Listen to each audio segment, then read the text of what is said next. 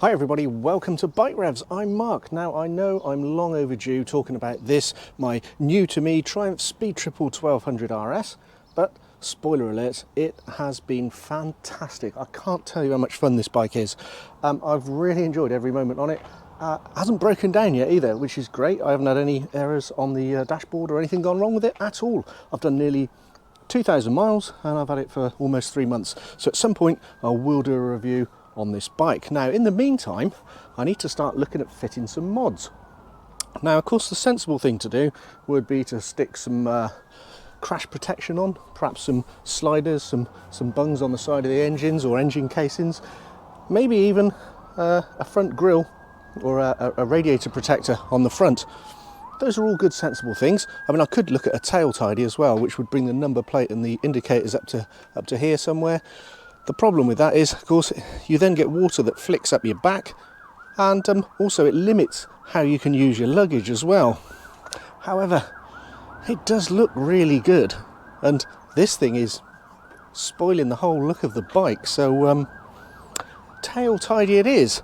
Now there's a lot of options for what type of tail tidy you can go for. So the Rolls-Royce solution, if you like, is the EvoTech, which is a beautiful thing. It's almost like this piece here, just taken and put up under there. All the wires and so on are enclosed. It's a really nice job. It is £200, and it's 200 quid for what is essentially a bracket to hold on your number plate and your indicators. So I don't know, well, maybe it's an £18,000 bike, £200 isn't a lot to spend, but it's just a bit too much for me. So I looked at the R&G one. Now I love R&G kit. I would have R&G everything on this. Some people don't like it, I personally do. I've never had any trouble with it, always fits perfectly, and it's always good quality. Problem is with that, again, it was quite expensive. It was about £150, and that one really is more like just a bracket. And in fact there's two options with R&G as well, so definitely worth a look. Again, both with the EvoTech and the R&G, you certainly won't go wrong. Now, other options, of course, you can do things like the flip and dip and all those things that will hide your number plate should you be on the track or not wanting to show your number plate for whatever reason that might be. But couldn't bring myself to do that, and there's some legal questions around it as well, so just going to avoid that altogether. And that left me with this one. So this is the J-Tech tail tidy. As you can see, it's very simple. It is literally just a bracket that's going to fit. The holes in the sides are drilled specifically for these indicators, so I can reuse the indicators, I can reuse the number plate, although I have got a smaller one which I might put on. And so that seems like a good answer. Not only that, it's a good British company that make it, J-Tech, made in Britain, and it's, I think it was about £36, so quite a stark difference in the cost of this compared to the others. Now I've used J-Tech before, used it on my Z900, and quite honestly I wasn't very impressed with it. It was made of very flimsy metal, and there were bits on the side that you could punch out and it left all sharp bits of metal and things. It wasn't a great solution, and I actually ended up changing it later on for the R&G one. But this one is a whole different bag altogether. I mean, it's made of really nice strong metal. There's no bend in that. It's really good stuff. It's nicely finished, and it looks the part. Obviously I can't hide the cables in this one, but I'm going to do my best to zip tie them into a position where you can't see them. So we'll see how this one goes. We'll see how easy this is to fit. Now I've never fitted a tail tidy on a Triumph like this, so we'll see. I've watched some other videos on YouTube, but I want to make a really nice clear job of this so you can see exactly how easy or difficult it is for a complete beginner like myself with absolutely no mechanical training to put a tail tidy on this. Right, so let's get cracking. Now, by my reckoning, there's 4 Torx bolts that hold this in here. There's one that goes across that way, a couple of Allen bolts here to hold the indicators on. There might be some other hidden stuff. Probably need to take the number plate off, maybe. I guess I will. But first thing is to take the seat off.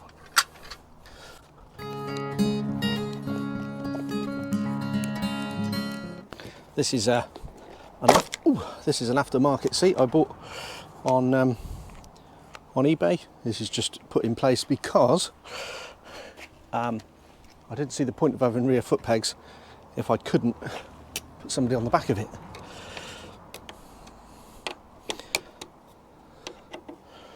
All right.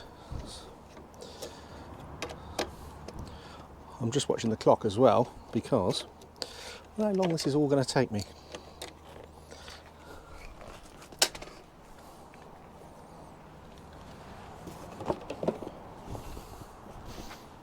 So from what I'm understanding, there's 2 connector blocks here. The one on the right, as I'm looking at it, this one, has got 4 wires that come out of it. So it should be just a pinch and unplug. And then that's the rear cluster.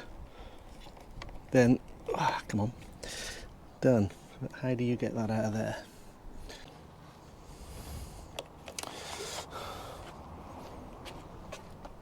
And there you go, that shows my skill levels. So this one, I believe, is the one that goes through, and there should be a grommet somewhere where that will go through to the rear cluster, as I understand it. There, as I say, 4 wires coming off that, not the one with 2 wires on it. Where that actually goes through, wow, that's tucked right up under there. So, well, let's see how that goes anyway. Now I can appreciate that I do need to invest in a new set of Torx wrenches. This is just almost like one you'd stick in your rear pack, just for emergencies. Not really for everyday use, but there we go.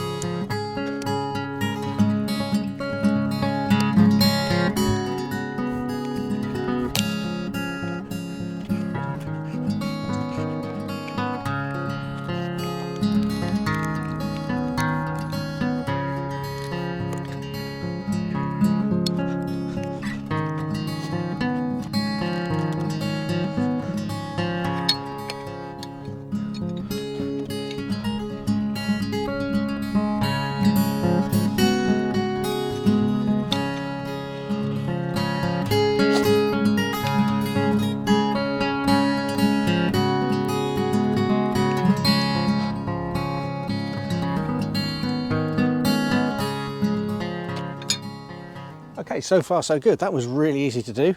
There's a couple of little Torx bolts that are holding this in, so I'll take those off in a second. Also, I'll need to unplug it. The indicators came off really easily. I wasn't sure whether you have to make that one right and that one left, whether there's a difference. I don't know. So I've just put some tape around that one, so I know that's the right one. Let's put those there. These connectors just pull apart. Certainly the indicator ones, literally push them together. Covered in silicone grease, which I've seen in other videos. That's a thing. They do that just to make it super waterproof. Oh God, another one of these. I really should have put my glasses on.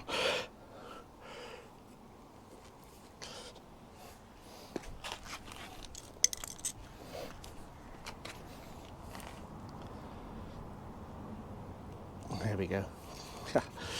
Right, so there's the old tail off. So let's get those little screws out of there, just to get the rear light off, give everything a good clean up, and then we'll have a look at how to get this pushed through there, because all of that is going to need to sit inside, I think, and then we push all the other connectors up through, I think, but that's if they reach. I'm sure they will. Apparently that one's a little bit tight, but well, let's try it.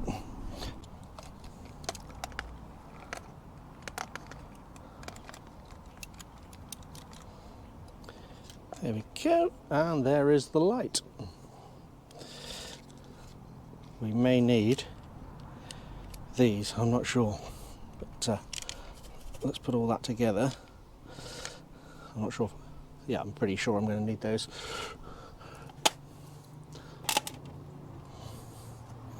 Right, there we go, probably don't need that though.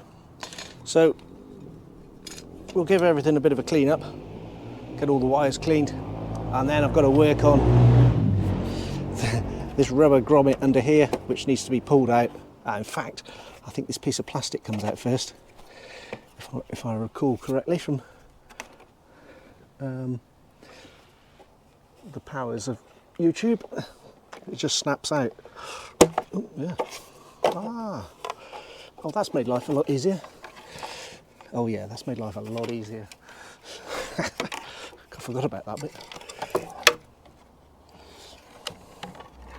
There we go. So that's the bit that connected under the seat. I have seen people struggling to get all of these through there. I can't help thinking that it would be easier. There's got to be an easier way. Just to get that one through. Just the one instead of all of those.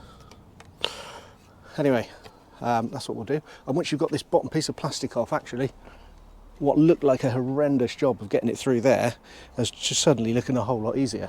So I just popped that little rubber grommet out of there. I put some ACF 50 around it just to help it on its way, and it pops out that way. Now what a lot of people have been doing is trying to feed the wires down through there, as I say, but it's much easier to go that way. Might work to treat. I may, as I say, have to take that off there. I'm just trying to work that out in my head at the moment as to where that grommet's got to go, but we'll see once we get the wires in on the new tail tidy. Now I appreciate that I'm probably being a little bit fussy, but I don't like the way those cables go into there, so I've got myself a couple of pieces of heat shrink, and I'm going to thread those over the top, so one of those at a time, just about the size that will fit over there. Oh, come on.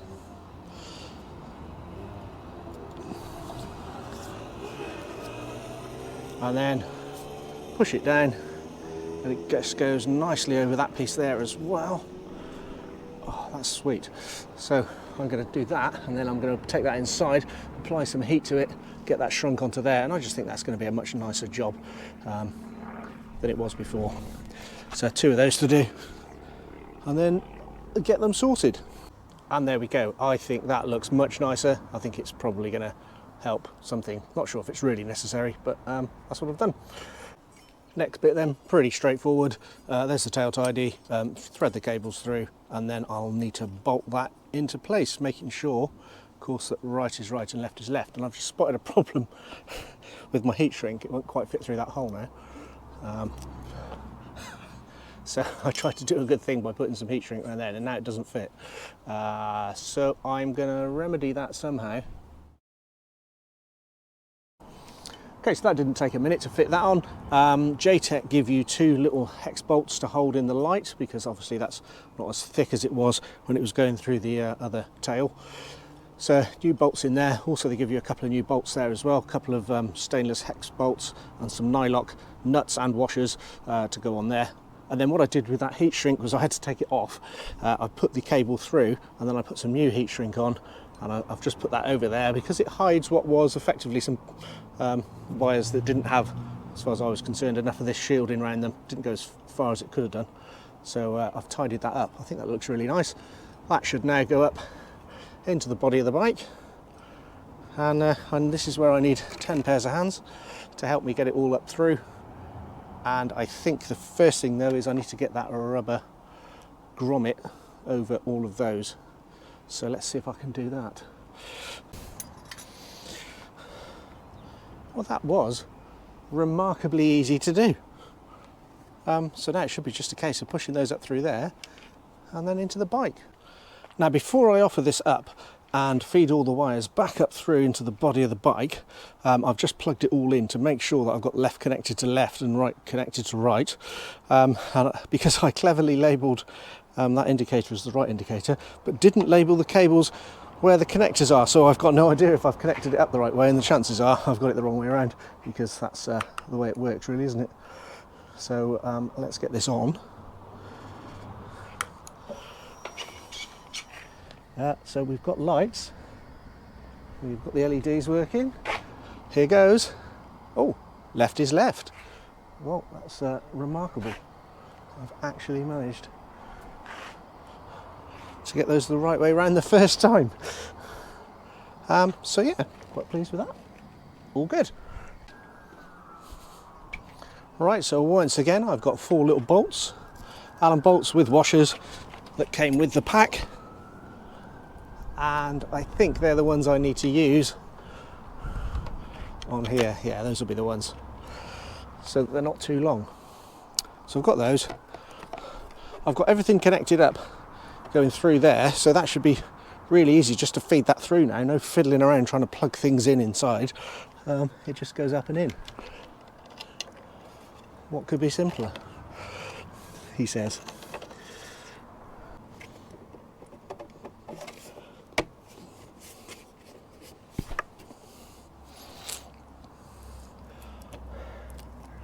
I did, by the way, put a good amount of ACF 50 on this grommet so that I can feed things through easily. I was a bit worried that these might stick out too far, but I think they're okay.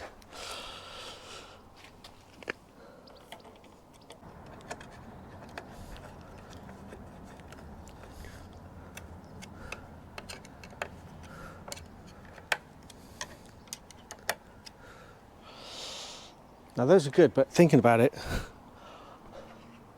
I probably should have put some thread lock on those, so I might take each one of those off in turn after I've finished and put some thread lock on, but for now they're in nicely. Just right, so you can see where the wires have come up through underneath, and they're all connected up in here. As I say, when I got them, I just make sure they're all snug. When it came, that had silicone grease all over it, so maybe I'm going to do that just to make sure it's consistent. There's a bit of a space here, so what I'll probably do once again is take that off, make this as neat as I can in there, and yeah, I mean, there's a bit of extra cabling. I don't really want to zip tie. I don't really want to zip tie this into a tight coil, because I don't really like making wires into coils unless they're supposed to be.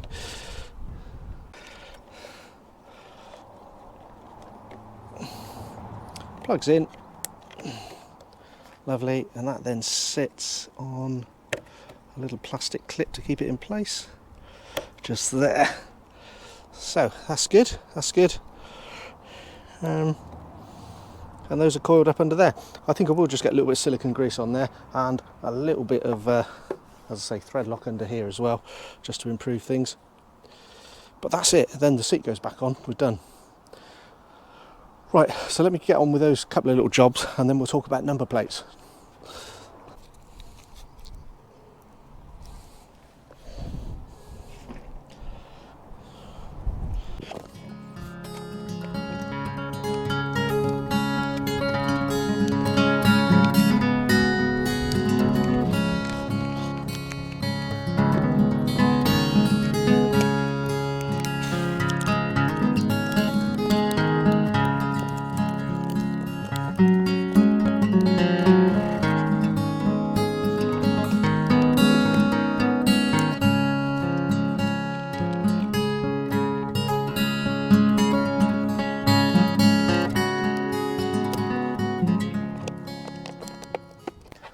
Okay folks, there we go, it's all finished, all my tools put away, everything cleaned up. This looks fantastic, it's good, solid, it's exactly as I imagined it to be.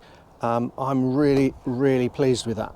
Now the whole thing took from start to finish, from getting the bike onto the stand right through to the point where I'd sort of cleaned up everything, put all my tools away, put the old tail back together, and bearing in mind I'm also filming it. Also, I put all the bolts in, then I had to do them again with some Loctite on it. I also did that bit of heat shrink under there, which I did twice, with the filming as well. All in all, took me 2 hours. Now, I reckon I could do that if I did it again in under an hour, easily. So it wasn't a particularly difficult job.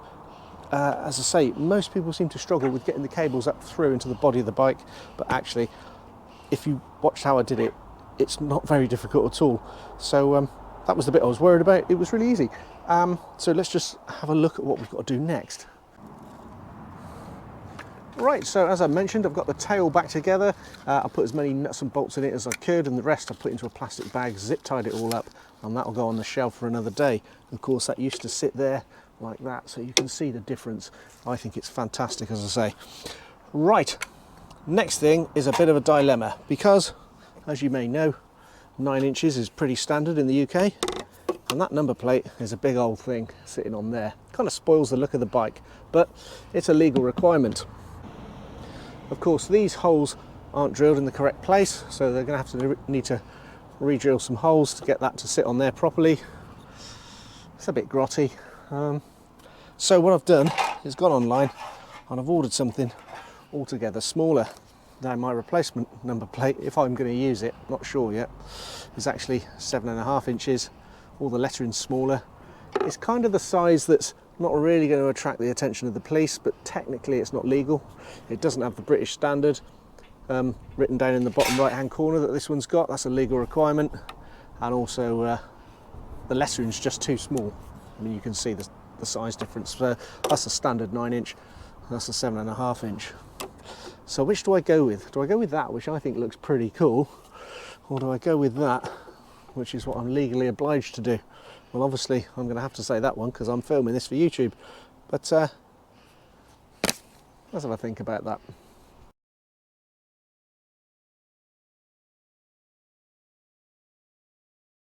Well, good on you if you're still watching this.